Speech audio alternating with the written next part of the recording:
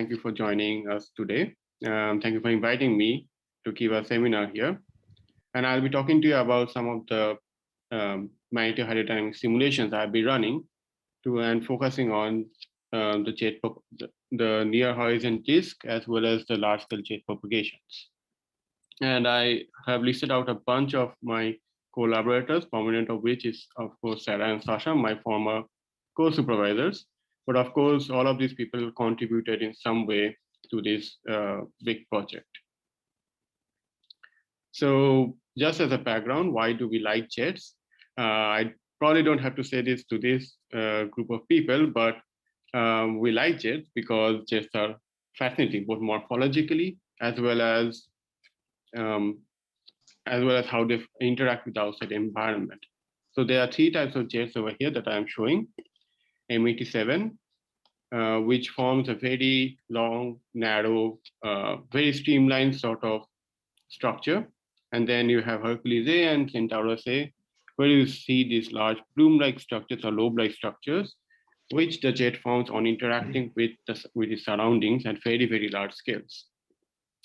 So just from observations, we know that jets are very huge. They extend from kiloparsec to megaparsec scales in AGNs.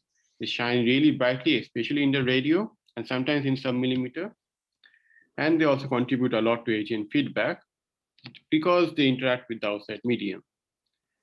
However, the exact mechanism of feedback is not yet known, and this is like currently the frontier in simulation because it entails capturing both small scales as well as large scales. However, I won't be going into that today. Next, the source that I'll be focusing on during this talk is actually M87, which has been in the news for the last few years, particularly because there have been a lot of studies going on surrounding it. One, and at very different frequencies, because M87, because of his very prominent jet and because of his close distance to us, is remarkable in how much resolution we are able to capture in the jet structure. So for example, the Event Horizon Telescope in 2017 actually managed to capture the near horizon structure of the jet, not the jet of M87, and also some parts of the jet, hopefully. And at, let's say, lower frequencies, let's say at 86 gigahertz, Kim and collaborators actually mapped out the limb-like structure of the jet in M87. And then again, there have been studies at other radio frequencies. Now, I wish to really talk about two main studies that have been done on M87. One is velocity profile, which shows that the jet carries relativistic motion. This was done by Martins et al. And what it does is on the y-axis, it plots the Lorentz factor, and on the x-axis, it plots the deprojected distance from the core region. Now, plenty of other authors have also done similar studies, and more or less, I think, have got similar results. Essentially, you see that at some distance, around 1,000 gravitational radii or so, the velocity profile of the jet changes, which is important. Another aspect of M87's jet dynamics is its parabolic shape over 5 orders in distance. So right from near the event horizon at around 10 gravitational radii or so, like 1 to 10, to near the boundary radius, which sits around a few times 10 to the 5 gravitational radii. And it is quite remarkable that the jet actually carries the same sort of profile over such a long distance. And this is why we want to study the M87 so much, because we have so much information about its shape as well as about its dynamical structure. Now, the way we do this is by using general relativistic magnetohydrodynamics. Now, essentially, this entails solving the fluid dynamical equations with magnetic fields in a framework of general relativity. And a typical setup consists of a central spinning or non-spinning black hole, which is a central dark spot over here, and surrounded by a rotating disk of gas. So this is a 2D cross section of the system, and these lobe-like structures actually forms part of a torus of gas. And within it, we have we embed weak magnetic fields and give it a sort of perturbation to start off the simulation. This particular simulation has been done with our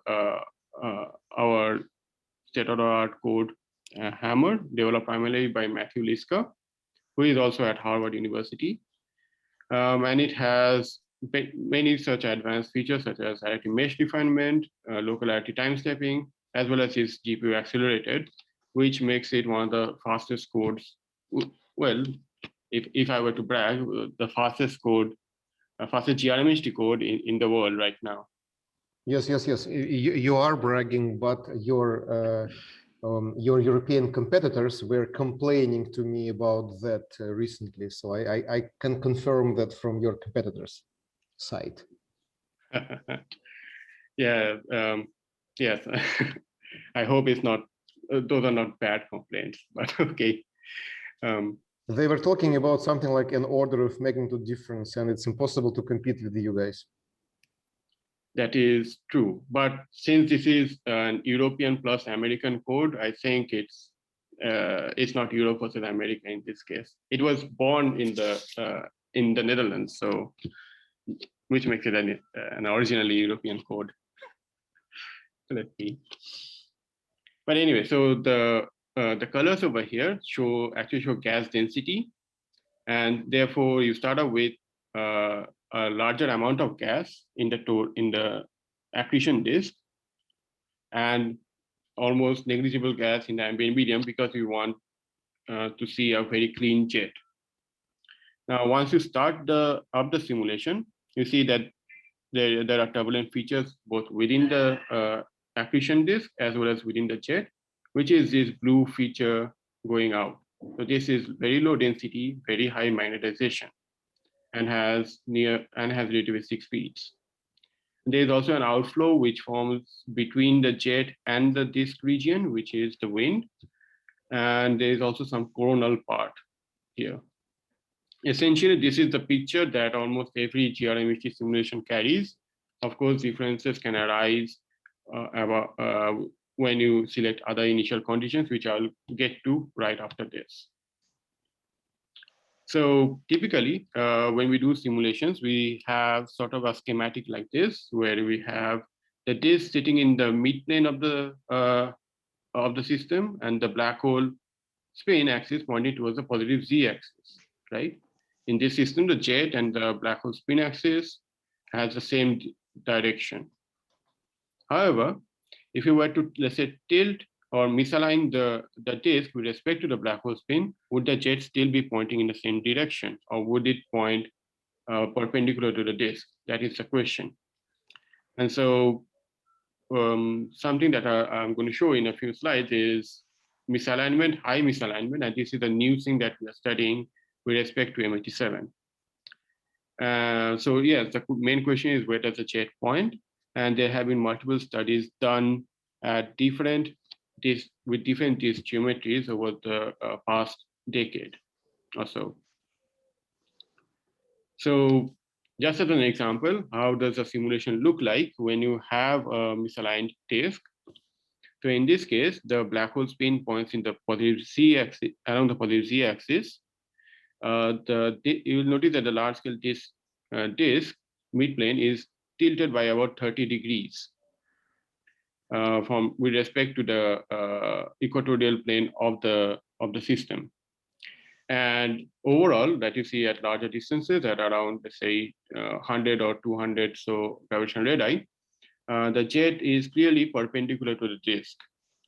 So in effect, at larger distances, there is no discernible difference between a tilted system and a non-tilted one, if you don't know where the black hole spin is pointing, and which becomes an important point in the next slide, but I'll get to that in a bit.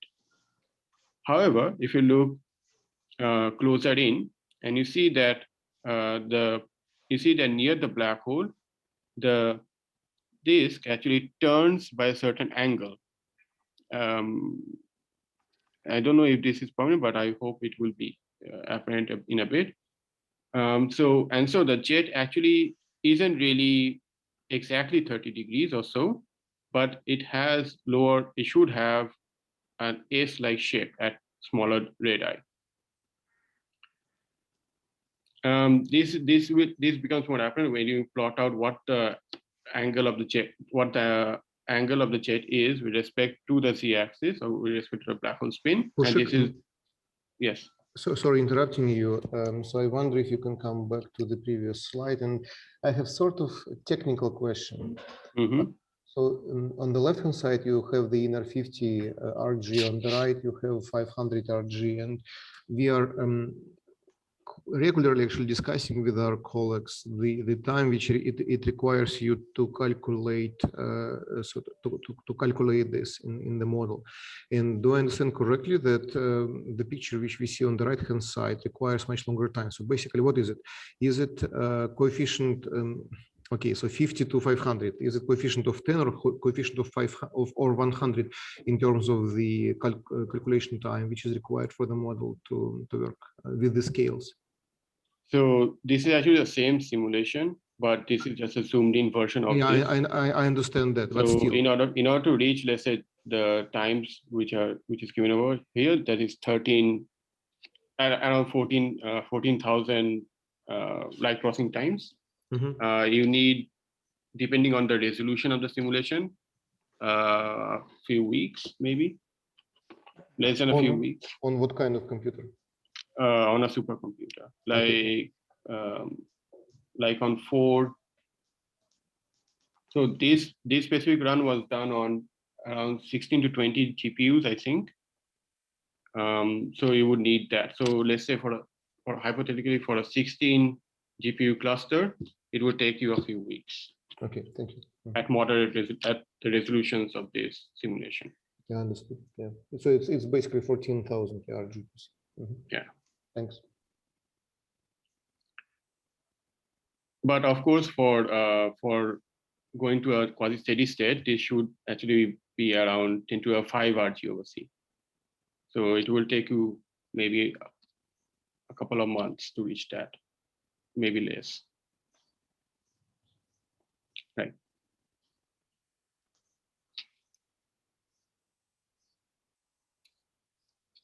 So back to where I was, the structure of the misaligned disks and jets. So you notice that there are 4 plots over here. I'll get into that, but first let us focus on this image on the left. So over here, you have this circle over here, which is the simulation grid midplane. That is z is equal to 0 midplane, and you have another disk or another circle, which is at some angle with respect to the to this midplane, and then you have the normal vector to this surface. Now, essentially, why I show this is because these angles over here are basically what we want to calculate when it comes to the disk. So imagine that the black hole spin axis is actually pointing towards the positive z-axis. The accretion disk is sort of has this orientation with its normal pointing along the vector the vector L.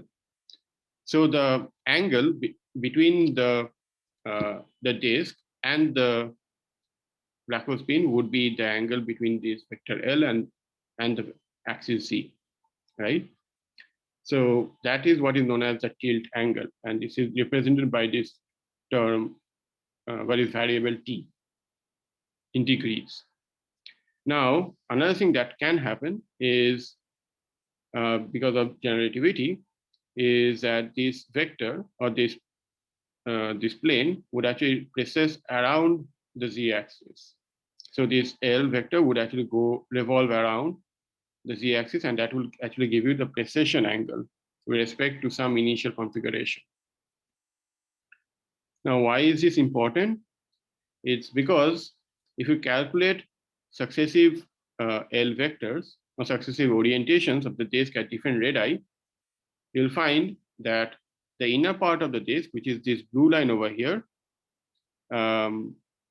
actually aligns a bit with the black hole, while the larger part of at larger scale, the disk does not. So this is tilt angle versus radius in logarithmic units. And the red line is the jet and the disk is the blue line. So one thing is that the inner disk and jet tends to align with the black hole spin at smaller radii. And these are two plots over here for different initial tilt angles. So this one is for tilt of 30, this one is for tilt of 60. So, so you see that for the tilt of 60, there seems to be a larger spread in the tilt angle over radius, whereas there's a smaller spread in tilt angle for the tilt 30. For tilt 0 or a non-tilted system or a normal system, everything would be 0 over here with some minor wobbling of the tilt angle. And of course, another term that we are interested in is the precession angle, which is a revolution of the L vector around the z-axis. You see that the inner region of the disk and a jet actually precesses more than the outer region. So there is a differential precession. So what it means is that there is a warp in the disk where the inner region actually spirals faster than the outer region. This actually creates an interesting morphological structure of the system. So you get a warp as well as a bend. And finally, what we see is that essentially the jet always follows the disk. So the jet is always perpendicular to the disk, except at very, very near the black hole, where the jet is allowed to have a different orientation, a slightly different orientation, let's say. But overall, the jet is always perpendicular to the disk. So the next thing that we can do is take our GRMHD models, take our disk models, and then ray trace them to find out what is the radiation map or the emission map that we get out of that. This will allow us to directly compare with observations. So over here, on the left over here, this is a movie done by Caspar Hess and T. Yunsi. Caspar was a former master student in our group in Amsterdam. And he made these remarkable visualizations for us. So this is a 3D visualization of a misaligned disk, where the blue region is the disk at an angle, and the red region is the jet, which is spiraling outward. And then on the right side is the ray trace image of this system at EHD frequencies. So what will happen in this movie is that we'll go around this geometry jet structure, and then we'll see how the image changes. And so you see we are rotating around, and you see that some parts of the disk become optically thick depending on what the angle is. And then you also have the optically thin jet partially showing up sometimes. But usually in this system, at least for the temperature profile that we chose, is the disk which is most prominent. Kushik, so the image on the left-hand side, it is just a visualization. So we should not take seriously the red or blue color. It is just to tell us what are the angles at which we look at the system, right? And on the right-hand side, we actually see this. So is it correct to say that on the right-hand side, we basically do not see the jet? Yes, but that of course depends on what your temperature profile, how you light up the system. So in our geometry simulations, there is only one fluid, right? There's only one fluid which we assume is the ionic fluid. We have no information about the electrons, at least in these simulations. And so what we have to do is take a prescription for the electron distribution in the system. How the electrons are distributed. And for that, you need to know how many electrons are there in a particular location, and how what is the temperature of that region, and the magnetic field. So the magnetic field is already there, and the temperature you can take, let's say, a simplified prescription such as the temperature of the ions over the temperature of the electrons is, let's say, has a ratio of 3. But this is not physical. Would it be right to say that all these parameters are chosen in such a way that the image on the right-hand side looks close to what EHT observes? Yeah, that would be the exact way I would put it. This is completely an unknown in our simulations. However, with more advanced simulations, where you actually calculate what the electron temperature looks like, it is different. However, you lose a degree of freedom then. Yeah, understood. Thank you. So similarly, what you can do is make a comparison between aligned and misaligned disks, right? And the way I chose to make the comparison is by fixing the large-scale structure of the system. So, like I mentioned before, at larger scales, you cannot distinguish between an aligned and a misaligned disk, right? Because you only have the jet, and the jet itself is wobbling a bit. However, at smaller altitudes, there is a bend and the orientation changes. So what I did is I chose a large-scale jet direction, which is along the positive z-axis, and then fixed my image to be that. And then what I did is I looked at what is a 230 gigahertz image, which will show me what is the near horizon structure, at least for AGNs. And what you see is that on the left side, you see that the jet is spiraling out in the positive z direction, like we expect. There is emission coming towards us over here and then going away. So that the inner disk is actually, we are looking edge onto the inner disk as well. And you have the ring-like structure. However, if you have a misaligned system, the jet actually warps away from us. The lower jet warps away from us, and the upper jet warps towards us again. And so what you actually see is the bottom of the origin part of the bottom jet. And so the structure itself is very different. Sorry, Kushik, it's Elena. So here we are looking from the edge of a disk on a system, right? Yeah, edge, you can think of it as the edge on to the large scale disk. Okay, thanks. Yeah, since the inner disk is misaligned to the outer disk, that's why you see that the two systems don't look alike. Okay, thank you. Right.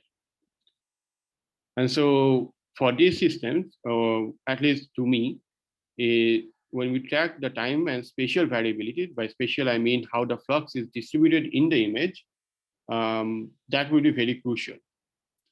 Like, for example, in terms of instabilities, we saw that the misaligned disk carries higher ranges in flux, and you also see sometimes this structure going around. Yes. So this flare type structure, perhaps it's not as apparent in the movie, but you see more a broader range of fluxes in the misaligned system. And so apart from having that sort of system, we can also apply it to M87 at 230 gigahertz and directly compare it to the EHT image. And so for an aligned system, this is what you get.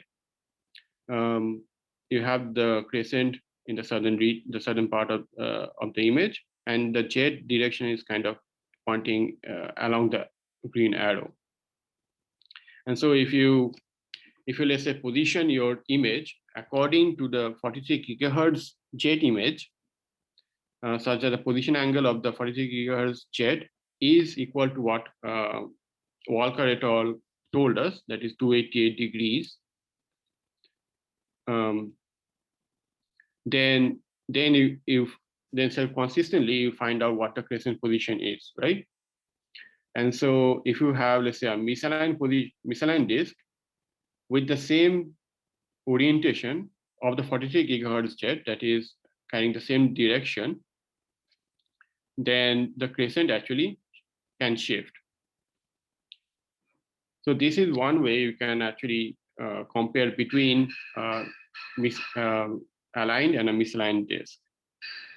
And because the misalignment it happens because of both a misalignment between the disk and the black hole spin, but also because the bend occurs because of the rotation of the black hole. It can sometimes, under very clean circumstances, give us some information about the black hole spin. Now, one interesting application that you can do with misaligned disks is take, let's say, your ray traced image, which are these three at different tilt angles, so 0, 30, and 60, and push them through an imaging scheme where you basically try to understand what, let's say, the EHT 2017 setup would look at if the source were to look at like this. And so you see that for the tilt 0 case, you have a bright southern region, you have the ring structure. However, the large scale emission is diffused. For next generation EHT, which will maybe hopefully come out sometime in the 2030s, maybe, the large scale emission is more constrained and you have a much higher dynamical range in flux, which would be good if we were to, let's say, track both the shadow size or the shadow shape as well as the jet base.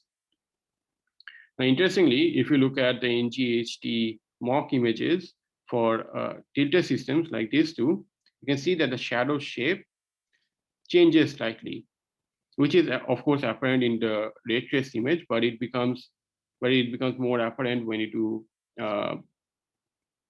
the synthetic imaging. Now, this is of course one way to understand whether MD7 carries a misaligned disk. However, there are a lot of degeneracies that we need to handle. Of course, this work was made possible because of the imaging script that was mainly developed by Alex Raymond and Daniel Palumbo and others at CFA. And there are many important applications that we can push this scheme through. Now, one interesting feature about misaligned disks is, of course, what does the variability look like in this system?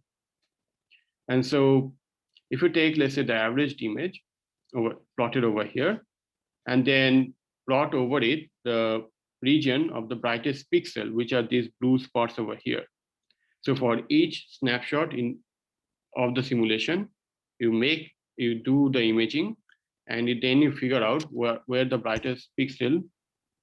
Sorry, Kosha, could you please explain? So the brightest pixels which you show here in blue, do they come from the actual modeling? I mean, not distorted by any HT configuration. So you are using your true model, right? Yes. Okay. This is from the true model. After doing like a Gaussian convolution. Oh, so you did do the Gaussian convolution? Yes.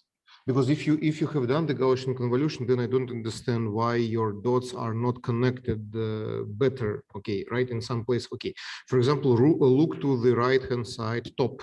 You see these two dots on the right. Mm-hmm. If you convolve it by Gaussian, I would not expect them to see they're separate from the rest. Okay, that's how the Gaussian convolution works. That's why I'm asking if it is the true model or after Gaussian convolution.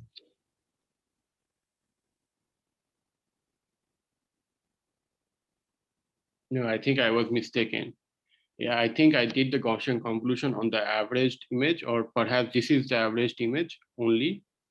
and the brightest pixel is done for the raw ray traced image, which makes more sense actually. It does Yeah. make more sense. Okay, then these dots make sense. Okay, thank you. Yeah.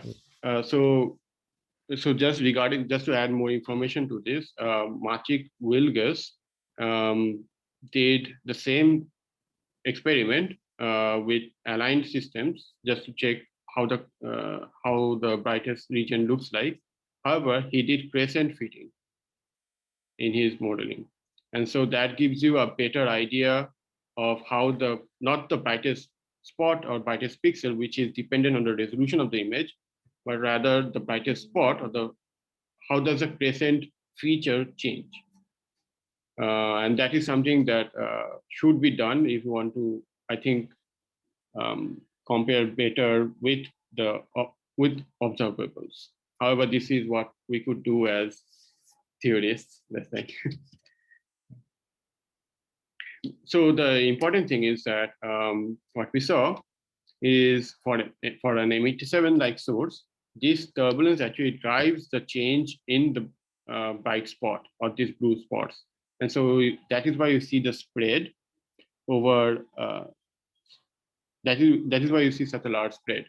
And this is what drives the position angle variability in an M87 image, or synthetic M87 image rather.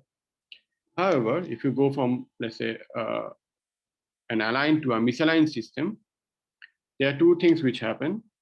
One is the shadow shape changes for the averaged image. Of course, when you look at individual images, it is not so clear because of time variability and basically because of this turbulence. However, on average, what you see is that the crescent position also changes, and the spread of the blue points or of the brightest region also changes quite a bit.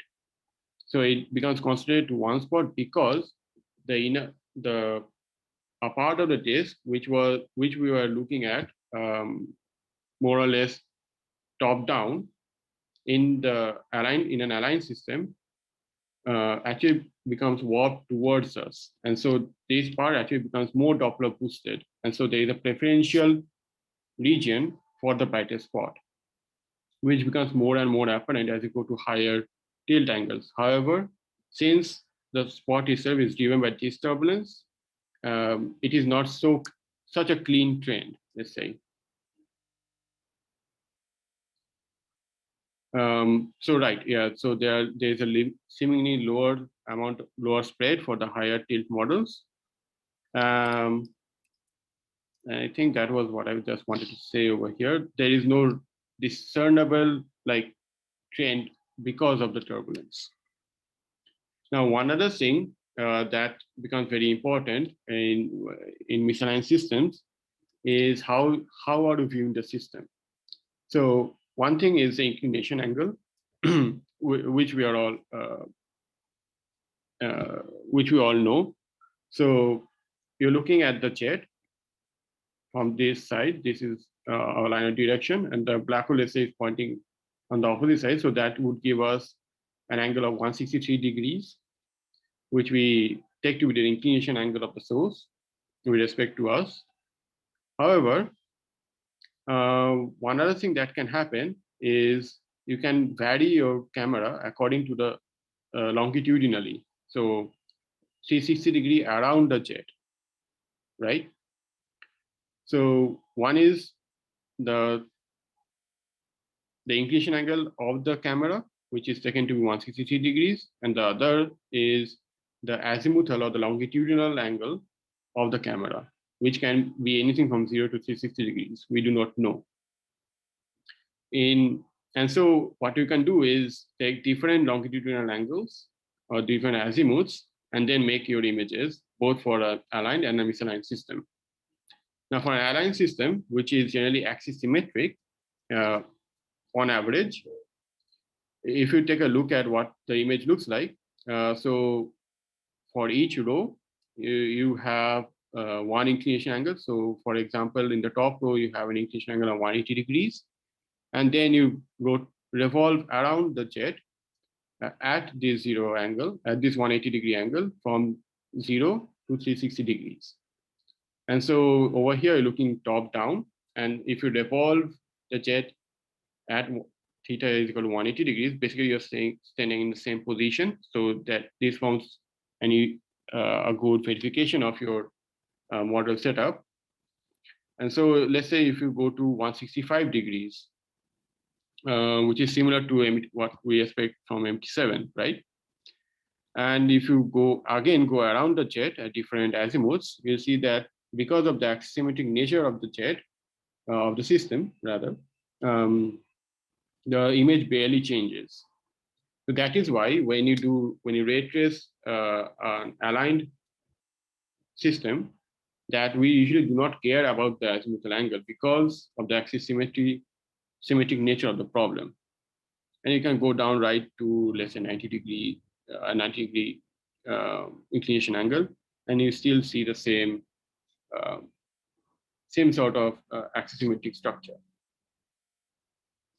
However, when you do a tilted image, I think I have 90 minutes left. That's good. Okay. So when you do, let's say, a tilted model, take let's say the 30 degrees tilted model and do the same exercise, you see that so again as a test, if you look at the system from top down and then revolve around, essentially you're revolving around the North Pole while being at the North Pole.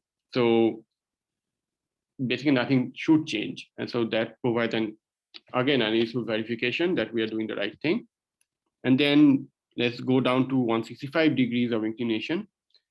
And you see, if you prescribe the jet direction at 43 degrees to be always the same as the actual M87, to have the actual M87 position angle.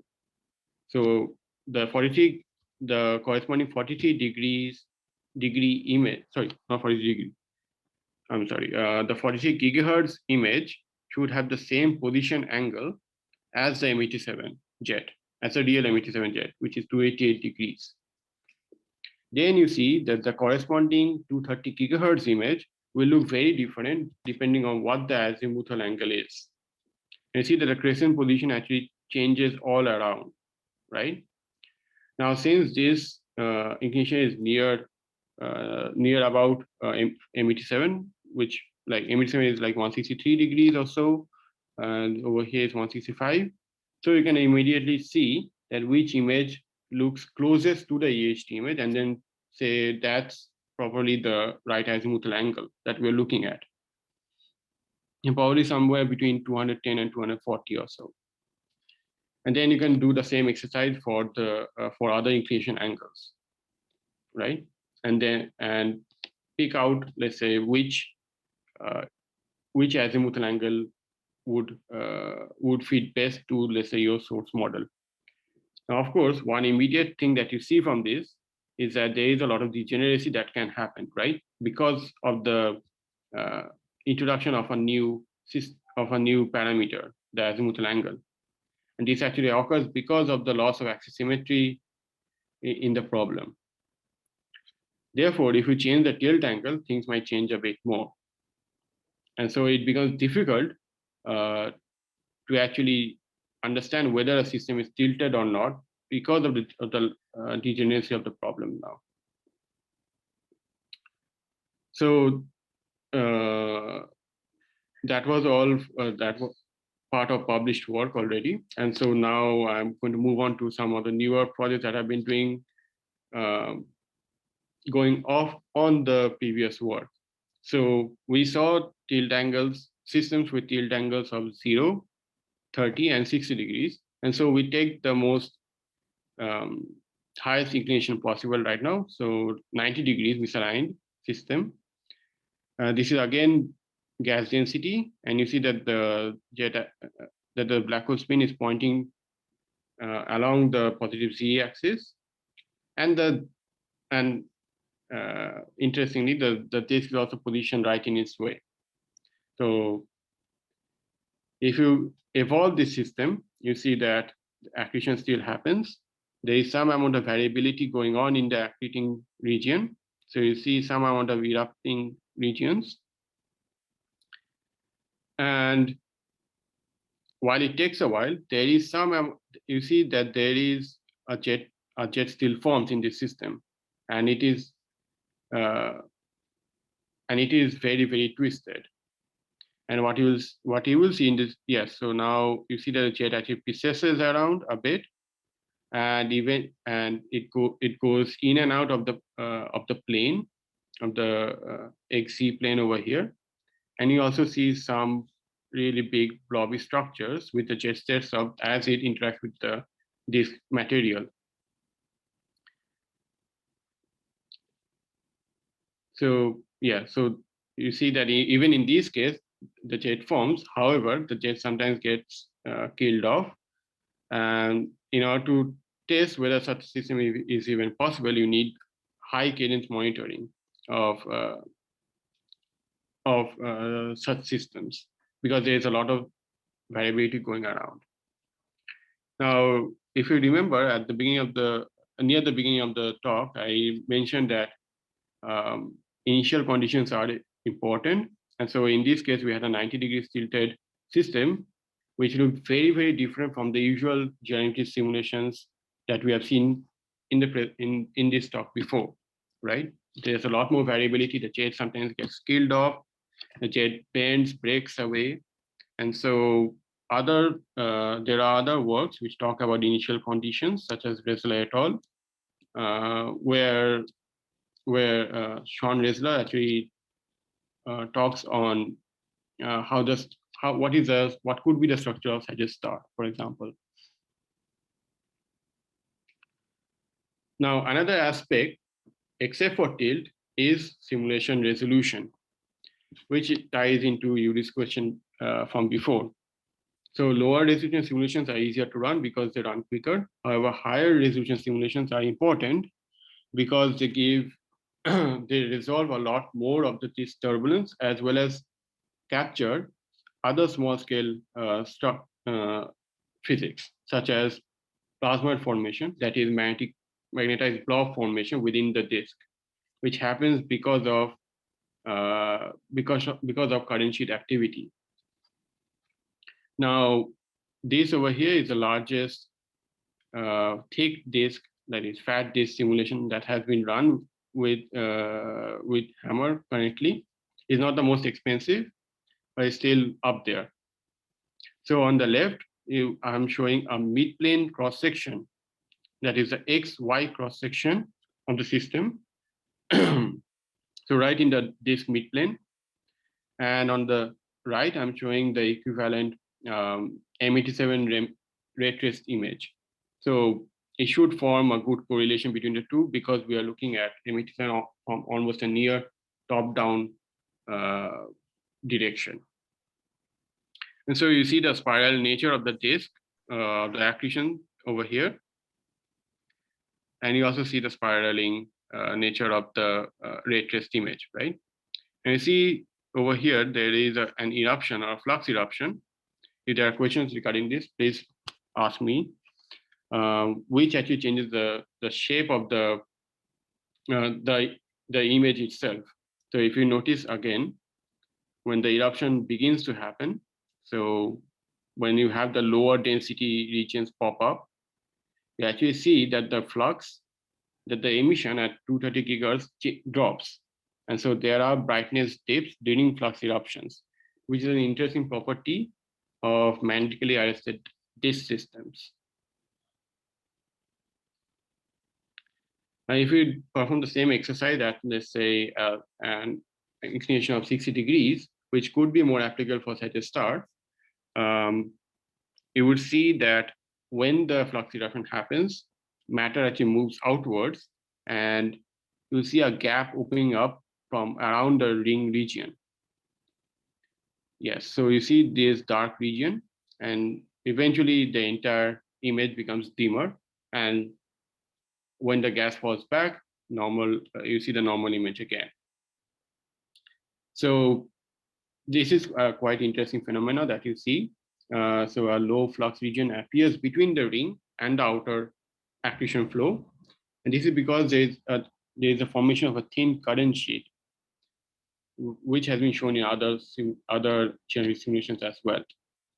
And because of the thin current sheet formation, you can get additional instabilities in the flow, which can give rise to non-thermal activity, that is particle acceleration. So even in regards to this, there are other things that you can that can happen, such as radiative cooling inside a star. Du Suyun, a postdoc in Amsterdam, actually looked into this in the case of such a star. And then you also have advanced electron physics. There are, I think, some talks by Andrew Shell and Christian Form regarding this, available on YouTube, hopefully. And these are especially important for the M87 jet and ties in with Yuri's question before. Because if you have electron physics in there, you can self-consistently, or, well, self-consistent is a big word, but you can have more physical arguments for your electron temperature distribution, which is very important when you make the images. And finally, I would like to end the talk with this one other. I'm sorry. No, that's all right. Please continue, Gushik. So this is just the final movie that I'm about to show. And over here, what another postdoc at CFA, Razi Imami, did is she took one of her large-scale simulations, ray traced it with a polarized ray tracing code, and figured out what the polarization lines look like. So on the right over here is the pure ray traced image, and then on the left over here is the same ray traced image, but when convolved with an elliptical Gaussian. And so if you look at the pure pure image, you see this spiral shapes going out, which is indicative of, let's say, the magnetic field structure moving outwards. And there are a lot of UVPF flips over here. However, if you look at the blurred image, there's a lot less activity. Sorry. Yeah, there's a lot less activity. There are some flips. However, the overall structure of the polarization remains quite fixed, let's say, and quite steady. And so the important thing that we have to remember is that while the GRMT code would give us some sort of semi-physical structure for jet launching, like a physical structure for jet launching as well as propagation and dynamics, and then you can use the ray tracing to create the observational signature of that. In order to compare to actual observations, you do need to add in some instrumental effects as well, which can change the one-to-one correlation between, let's say, the observed image versus the underlying physical model. And so I think this is an interesting field to improve on, that is going from the physical model to the actual observation. And this is something that I've been trying to pursue with some colleagues of mine. And so I'll leave you with the conclusions. You see interesting morphological changes when you introduce misalignment, particularly in the shadow size and in the jet, where you see a bend at radio frequencies such as 86 gigahertz. And then you see a lot of variability, such as warped disks, bent jets, and you also see flux eruptions. And then one of the more important parts, I feel, is the power of VLBI imaging at different radio frequencies. Well, not radio, going from sub-millimeter to radio, connecting the event horizon to the jet. And then you can actually begin to test tilt versus inflow and outflow variability.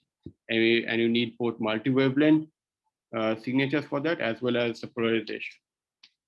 So thank you for your attention.